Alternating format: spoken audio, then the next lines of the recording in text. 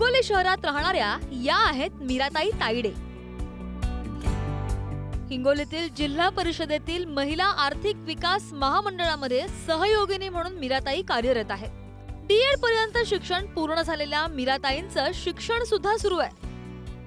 महिन्याकाठी 9,500 तुटपुंजा पगार आणि पती संदीप यांच्या 2 एकर कोरडवाहू शेतीतील मिळकतीवर त्यांचा संसार सुरू आहे।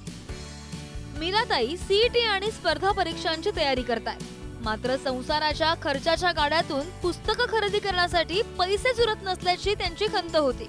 मुख्यमंत्री माझी लाडकी बहीण योजनेचा अर्ज त्यांनी पहिल्यांदा भरला।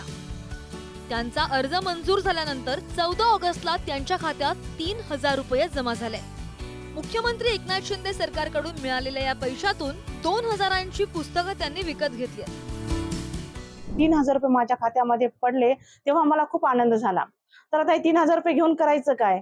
जेव्हा मी पुस्तकाच्या दुकानामध्ये जाते लेकरांसाठी पुस्तकं घ्यायला, तेव्हा जे हाय लेवलचे पुस्तकं असतात माझी MPSC ची तयारी करण्यासाठी 700-800 रुपये किंमत पाहिली की मला मागे सरसावते। पण ते 3,000 रुपये पडल्या मी आधी दुकानात गेले आणि 1,700 रुपयाची पुस्तकं मी माझ्यासाठी आणि 300 रुपयाची पुस्तकं माझ्या लेकरांसाठी खरेदी केले। जे 3,000 रुपये टाकलेले आहेत ते मी पुस्तकी रुपयाने मला भेटवस्तू म्हणून भेटलेले आहेत। याबद्दल मी मुख्यमंत्री साहेबांची खूप खूप आभारी आहे।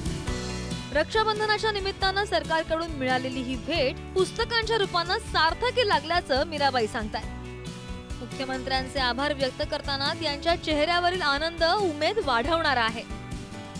मीराताईंसारख्या अनेक महिलांना त्यांच्या स्वप्नांना गवसणी घालण्याची संधी मुख्यमंत्री माझी लाडकी बहीण योजनेमुळे मिळाली आहे। संतोष भिसे, पुढारी न्यूज, हिंगोली।